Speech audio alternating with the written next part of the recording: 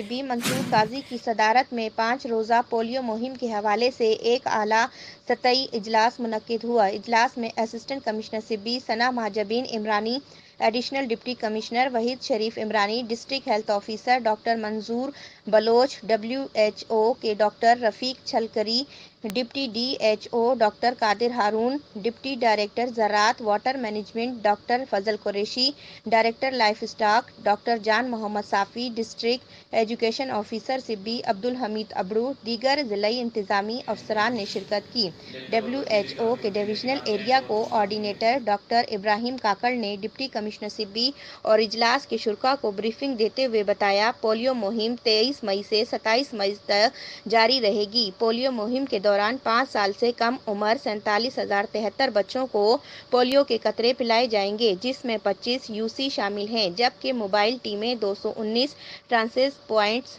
22 اور 48 fixed sites ہوں گی۔